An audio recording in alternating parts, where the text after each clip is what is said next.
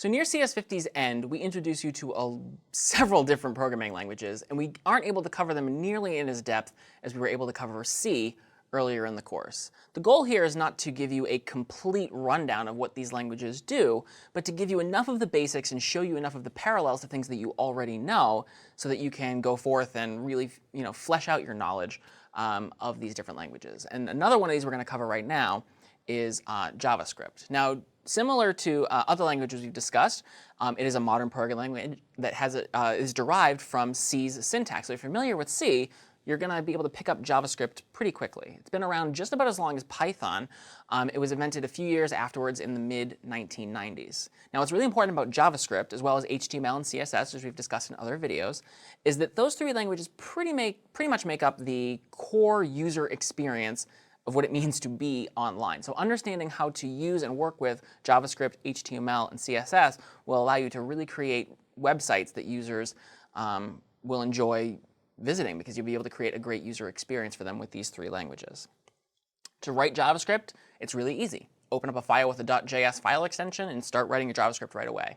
If you're familiar with a language like PHP, you know that you have to sort of bind your code up in these delimiters, bracket, question mark, PHP, and all that stuff. We don't have to do that in JavaScript. We literally just start writing our code in a JavaScript file, which is pretty nice. Our website will also know that what our file is JavaScript, because we're going to tell it in an HTML tag. We're going to say, I have a script that is of type JavaScript, and it is a file with a .js file extension. Pretty straightforward. Now, unlike Python, which runs on the server side, that is on the side that is hosting the website, JavaScript applications run client-side on your own machine when you are visiting a website. To include JavaScript in your HTML, it's pretty easy. Just like when we include CSS with style tags, we can include JavaScript in between script tags. So we can have an open script tag and literally start writing JavaScript right in our HTML, which is kind of cool. But also like CSS, where we had link tags, we can write our JavaScript in a different file and connect it using the source attribute of a script tag. In CS50, and really probably more generally, this is definitely the preferred way to go, particularly if you have a JavaScript file that might be used, or the contents of which might be used on different pages of your website. You don't want to have to write the JavaScript between the script tags on every single page. You want to be able to just refer to an outside file and link that in every single time.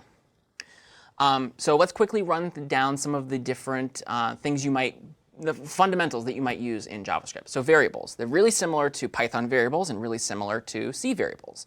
No type specifier is required. And if you want a local variable, you preface it with the var keyword. So in Python, we would say something like this, x equals 44.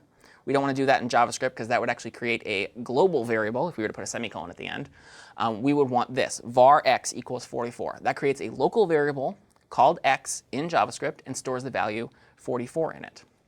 Conditionals, all of the old favorites from C are available for you to use. If, else, switch, question mark, colon, all of those are fair game. We're not going to get into detail on those at all because we've covered them in our videos on C, but they're all here to use in JavaScript and behave pretty much exactly the same. Loops, meanwhile, all of the ones we're familiar with from C are also still available. While loops, do while loops, and for loops, although we do have a couple of other variations that we'll talk about in just a little bit.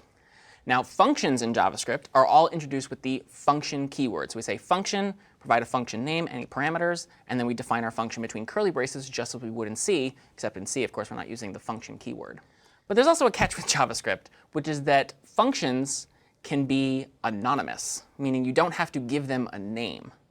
Now, you might be asking yourself, wait, how can I call a function if it doesn't have a name? Well, we'll talk about that in just a little bit. And we'll talk about what I mean in particular here when I'm describing binding things to HTML elements. We'll talk about that in the video on the document object model. But we'll talk about anonymous functions in just another minute. I'll give you an example, and you can see how they might be useful in certain contexts. And those contexts actually do kind of materialize a lot in JavaScript programming. JavaScript, like C and like Python, or analogous to Python's lists, has arrays, and you can declare an array. It's pretty straightforward. So for example, var nums creates a local array. And then I have square brackets, and I just have a comma-separated list of all the values that I want to put in the array. I can also mix types. I don't have to have all integers or all floats or all strings like I do in C. I can have different types mixed together there. JavaScript has the ability to behave a few different ways, and that's why it can be a little bit tricky as a very first language to learn, because it sets up a bunch of rules for itself and then breaks them. It is very, very flexible, but perhaps almost a little too flexible as a first language.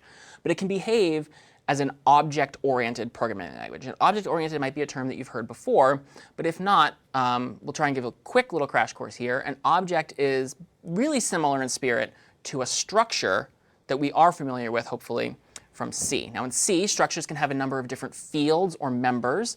Another term for those that we see commonly in object-oriented programming are properties. But those properties or fields or members, just like in C, can never stand on their own. So for example, if we define the structure for a car like this, struct car, and inside of that there are two different fields or members, int year and char model 10, so a 10-character string that we can use to store the car's model. We can do things like this. We can say struct car Herbie, which declares a variable of type struct car named Herbie.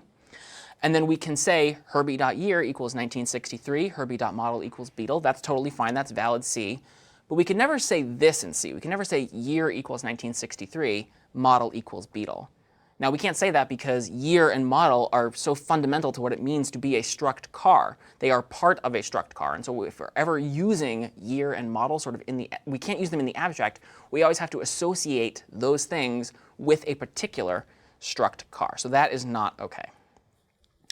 Objects, in addition to having fields or members or properties, also have something called methods, which is sort of like if a C structure had a function that could only ever apply to that structure.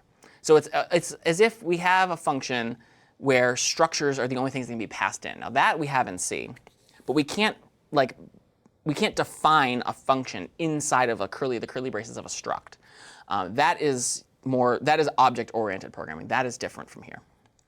So, but just like properties, methods don't stand on their own either. It's not like a function that just exists in the abstract. It is a function that only exists in the context of, in this case, an object.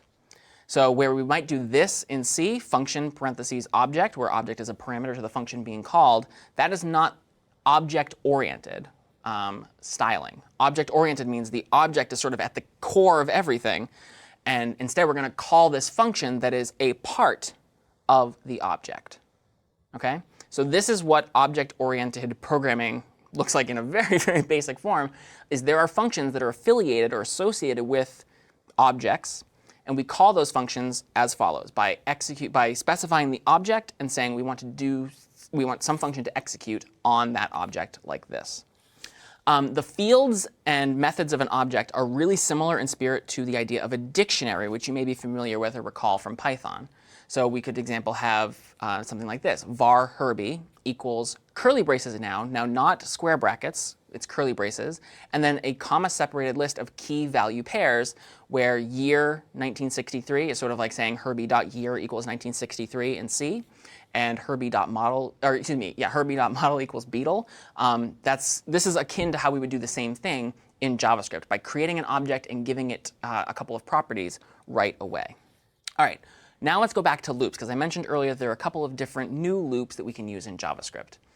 So now that we have this object, how would we maybe iterate across all of the key value pairs of that object? Or in fact, how would we iterate across all of the elements of an array if we wanted to do that, besides using a for loop, a while loop, or a do while loop?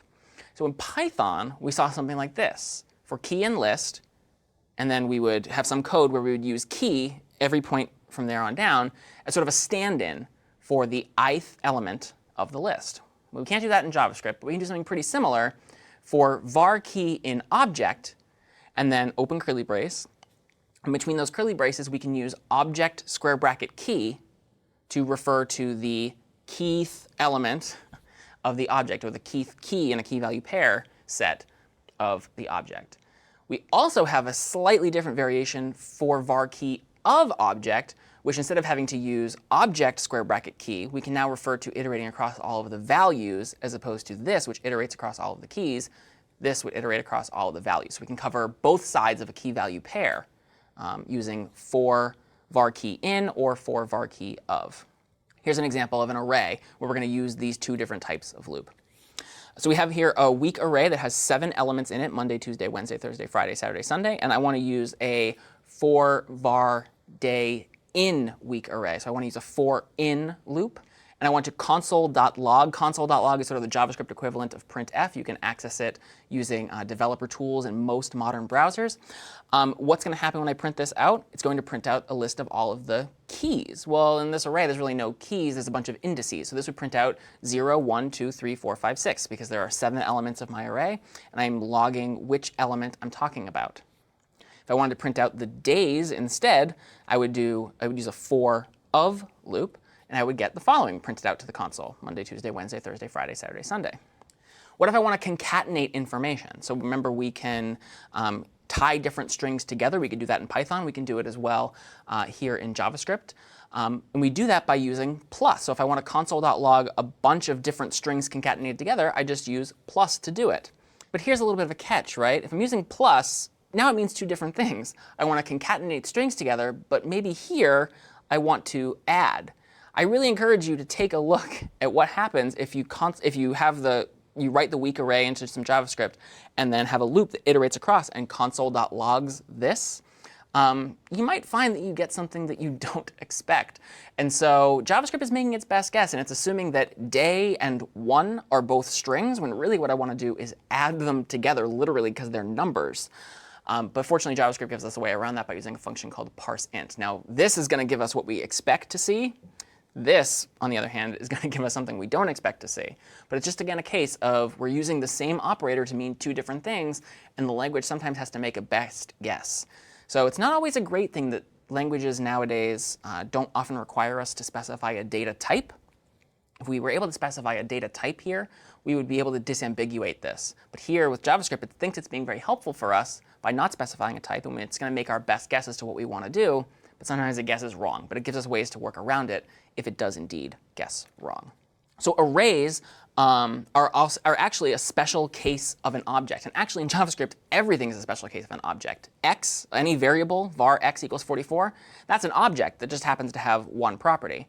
Arrays are an object that happens to have a number of properties and also some certain methods that can be applied to them. So we can call the size method, or pop, or push, or shift. And I'll leave to you to figure out, or to do some research into what those different things are. But suffice it to say that they are functions that are basically so baked into what it means to be an array that we can just call them without having to write them in the first place. That's pretty cool. Here's another cool thing that you can do with arrays. There's another method for them called map, which basically allows us to apply a function to every single element of an array. And in particular, this is a great example for using an anonymous function. So let's take a look at how we might use an anonymous function and why it might be useful to do so. So here's an array called nums. It has 5 elements in it, 1, 2, 3, 4, and 5. Now what I want to do is I want to map some function onto them. So what I'm saying here is nums equals, so I'm going to do something to nums, and I'm going to reassign that back to nums. Nums equals nums.map. And remember, map takes in a function. It's a function that I want to apply to all of the members, or all of the elements of that array. One thing I could do is just write this function somewhere else and give it a name and say, so say I called it, what's going to happen here is every value is going to be doubled. Let's say that I wrote a function called double numbers. I could say nums equals nums.map parentheses double numbers, and it would just double every number. That would be fine. But here, notice I'm using that function keyword, and I'm giving a list of parameters, in this case num, but I'm not giving that function a name. Why am I not giving that function a name? Well, I'm just doing this mapping here. I'm never going to need to double these numbers again. Why am I going to clutter up the namespace and give it some name when I'm never going to use it again outside of this context? It's kind of convenient that we can actually use a function in this case then without having to give it a name and still have it do what we want to do. So all I'm doing here inside of those parentheses of map, there's the open parentheses on the first line there, and that closed parentheses is actually on the third line. And in between the parentheses where I'm specifying the parameter to map, I'm literally defining an entire function in there. And then if I execute this line of code, what's going to happen to nums? Well, you can probably guess. It's going to just double every element of nums. All right, one more thing I want to touch on really quick about JavaScript, and that is the notion of events. So an event is sort of something that it goes hand in hand with HTML and JavaScript, and it is a response to a user doing something on a web page. So for example, perhaps they click a button. Perhaps the page has finished loading after the user hits refresh, for example. Maybe they've hovered over a portion of the page or something like that. All of those things are events. And JavaScript has support for what it's called an event handler, which is some JavaScript code that will execute once that event has taken place. So it allows our site page to be very interactive. If we type in a box, for example, we could have an event handler that pops up a message that says, please enter your password. So it's just it's an empty field that says nothing at all. You start to type in it, and then this box pops up because you've started typing, which is an event on the page, and it tells you to do something. That is a JavaScript event handler taking effect. Many elements of HTML have support for events as an attribute. So here's an example of some really basic HTML. I have my head and my body, and inside of the body, there are two buttons. And they have this attribute called onClick. OnClick is a definition, basically, for an event handler, so that I want something to happen when I click the buttons. Right now, it's nothing. But I can put something in there so that when I click on either of those buttons, that function that's in between the quotation marks there would get called. We can write a really generic event handler in JavaScript, for example, that creates an event object and will tell us which of those two buttons were clicked. And it might look something like this. Button onClick equals alert name event. If we do this, we have basically set up our HTML so that when either button 1 is clicked or button 2 is clicked, the alert name function will be called, and an event will be passed in.